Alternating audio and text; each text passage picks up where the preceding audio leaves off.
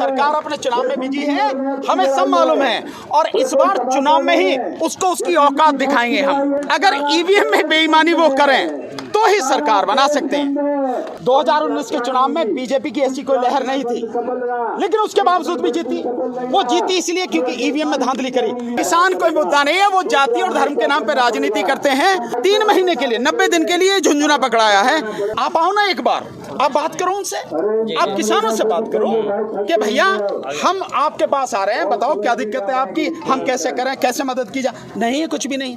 तो ये जो सारी चीजें हैं ना, ये सब केवल दिखावा है, विज्ञापन की सरकार है और कुछ नहीं है।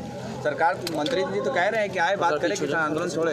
नहीं, हम क्यों जाए, हम तो बैठे हैं, आ जाओ ना बात, आपको बात करनी है आप आ जाओ, हम क्यों जाए, कहाँ जाए। वही बात मैं बता रहा हूँ कि किसान अगर कहीं जाते हैं उनकी गाड़ियाँ चेक की जाती हैं, झंडा लगी कोई गाड़ी निकल जाए वो सब चेक की जाती है, तो हम कहाँ जाए भाई, हम तो बैठे ना। आप आ जाओ, आप भेजो, वास्तविक रूप से आप बुलावा भेजो, 2 निमंत्रण कहो भी वहाँ इतने बजे मिलेंगे, हम आएंगे, हमें क्या दिक्कत है, बात करने में क्या दिक्कत है। आपको नहीं लगता कि 10 महीने किसान बैठा हो, सरकार अपने चुनाव में बिजी होने जाइए? आपको नहीं, हमें मालूम है, लगता नहीं है, हमें लगता नहीं है, सरकार अपने चुनाव में बिजी है, हमें सब मालूम है, और इस बार चुनाव में ही उसको उसकी औकात दिखाएंगे हम।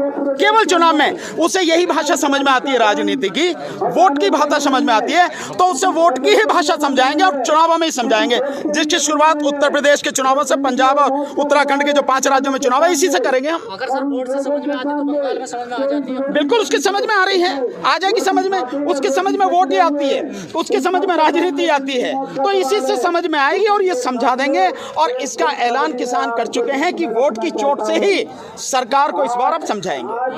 किसान जी कौन, योगी 300 बार। भाई मैं तो एक ही चीज जानता हूँ, अगर ईवीएम में बेईमानी वो करें तो ही सरकार बना सकते हैं, अन्यथा लिख लेना, मैं दावे के साथ कह रहा हूँ 20% से ज्यादा वोट उत्तर प्रदेश में और पंजाब में तो इतने भी नहीं मिलेंगे, उत्तराखंड में बीजेपी सरकार पा नहीं सकेगी।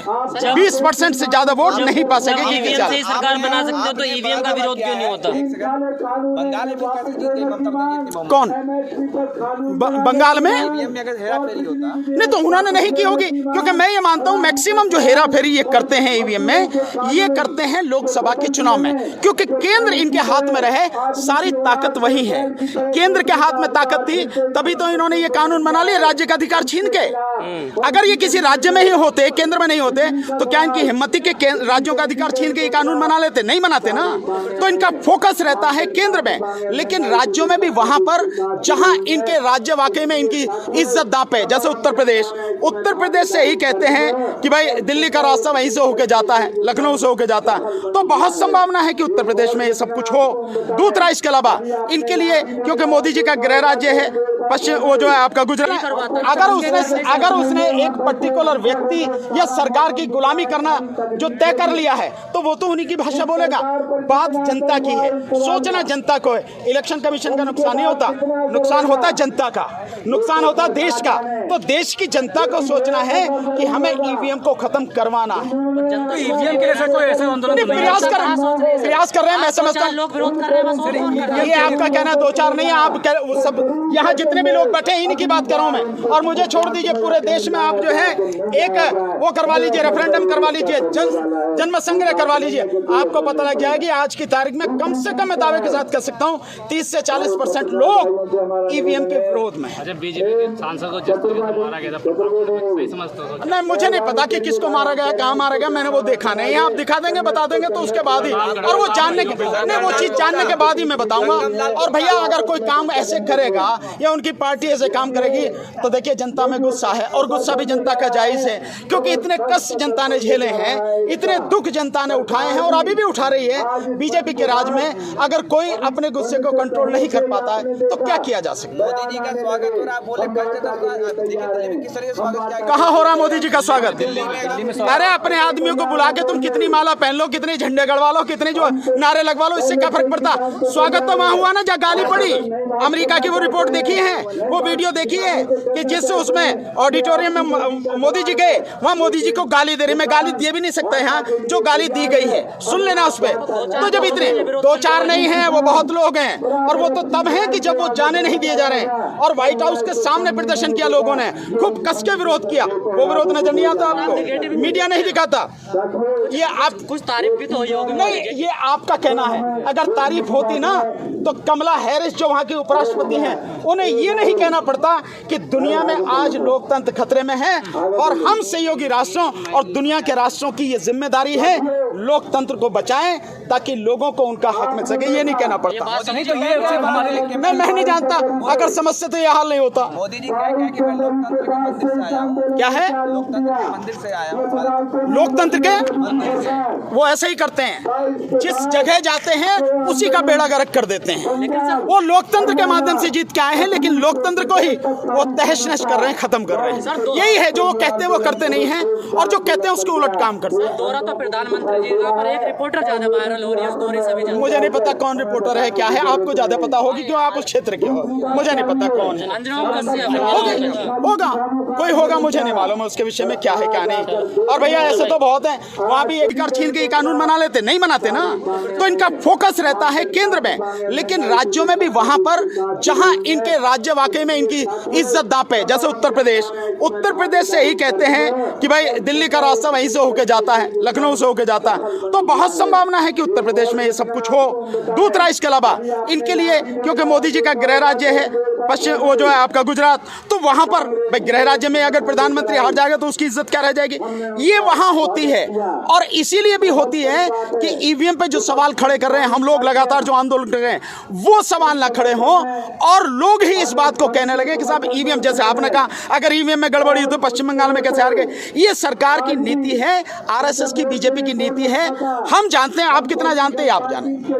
अगर ईवीएम से वो जीतती है केंद्र का चुनाव तो आप तो कुछ नहीं कर पाएंगे। नहीं, हम तो यही कर रहे हैं ना कि लोगों को जगाने की कोशिश कर रहे हैं, हम लोगों को समझाने की कोशिश कर रहे हैं कि सबसे बड़ी जो दिक्कत है वो है ईवीएम, और ईवीएम जब तक रहेगी तब तक आप मोदी सरकार को नहीं हटा पाएंगे। इसलिए मोदी सरकार को हटाने से पहले ईवीएम को हटाना जरूरी है। इसी के लिए हम लगातार हमने सिग्नेचर कैंपेन भी चलाया हुआ है कि लोग उसमें सिग्नेचर करके दें, ताकि हम ये मानते हैं कि उत्तर प्रदेश के चुनाव से पहले अगर 9 करोड़ लोग सिग्नेचर करके दे देते हैं तो हम सुप्रीम कोर्ट में पिटीशन डाल के, सुप्रीम कोर्ट के सामने ये बात रख के ईवीएम को हटाने के लिए प्रयास करें। किसान तो कह रहे हैं वैसे पलट होंगे बिना ईवीएम के सरकार को। नहीं, उनका कहना अपनी जगह सही है, वो जानते हैं कि पूरा देश, पूरा प्रदेश उनके साथ में खड़ा है, लेकिन जो टेक्निकल चीज है हमें उसको भी समझना बहुत जरूरी है।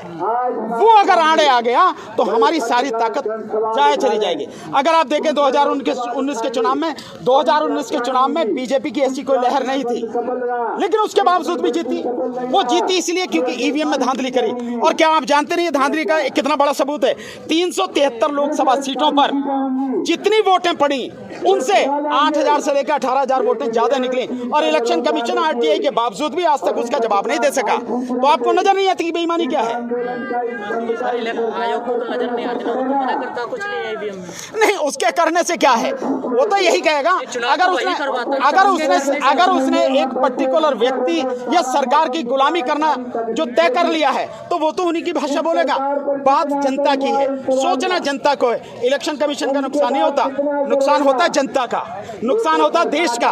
तो देश की जनता को सोचना है कि हमें ईवीएम को खत्म करवाना है। तो ईवीएम के लिए सर कोई ऐसा आंदोलन प्रयास कर रहे हैं, मैं समझता हूँ लोग विरोध कर रहे हैं। ये आपका कहना 2-4 नहीं है, आप सब यहाँ जितने भी लोग बैठे हैं इन्हीं की बात कर रहा हूँ मैं। और मुझे छोड़ दीजिए पूरे देश में उसके विषय में क्या है क्या नहीं। और भैया ऐसे तो बहुत हैं, वहाँ भी एक गए थे, क्या नाम है वो, जी न्यूज़ की थी, कौन की थी वो, आज बच कैसे रहे आप तो बड़ा कड़ा जवाब देते हैं, आज बच कैसे रहे सब? आपको मैं जवाब नहीं दे रहा अभी, आपको जवाब नहीं दे रहा अभी, मेरा जवाब नहीं नजर आ रहा आपको। आप तो बड़ा नहीं, जो चीज मैंने देखी नहीं, जिस चीज के विषय में मैं अभी मालूम नहीं है उसके विषय में जवाब देना क्या ठीक है? हाँ, मालूम हो जाएगी। यार यार सोशल मीडिया पे मेरे पास और भी बहुत काम है, वकालत भी है, ये भी आंदोलन है और भी समाज के काम है, तो कई बार नहीं देख पाते हैं। और फिर मोदी जी को देखना क्या है, उनसे तो वैसे ही जो है ना मतलब मोदी देखना जी के विरोधी है, नजर रखनी चाहिए ना ऐसी चीजों पर। भाई मैं तो मोदी जी का विरोधी नहीं हूँ, मैं विरोधी हूँ मोदी जी के कर्मों का, मोदी जी की नीतियों का, भाजपा की नीतियों का।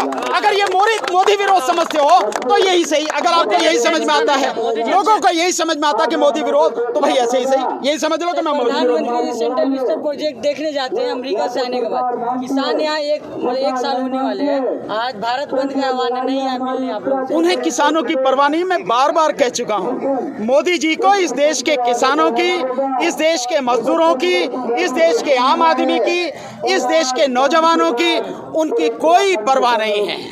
उन्हें उन्हीं ईंट पत्थरों की है, पता नहीं उसी में अपनी समाधि बनवाने का क्या विचार कर रहे हैं, क्या वो जो बनवा रहे हैं सेंट्रल विस्टा, सिर्फ उसी की उन्हें वो है और कुछ नहीं है उन्हें। सर उत्तर प्रदेश में चुनाव की सरगर्मियां बढ़ी, कल मंत्रिमंडल विस्तार भी हो गया, तो क्या किसान कोई मुद्दा नहीं, क्योंकि जातीय आंकड़े को दुरुस्त करने की कोशिश की जा रही है, हर जाति से मंत्री बनाया गया। किसान कोई मुद्दा नहीं है, वो जाति और धर्म के नाम पे राजनीति करते हैं और 9 महीने के लिए 9 महीने का 3 महीने के लिए 90 दिन के लिए झुंझुना पकड़ाया है।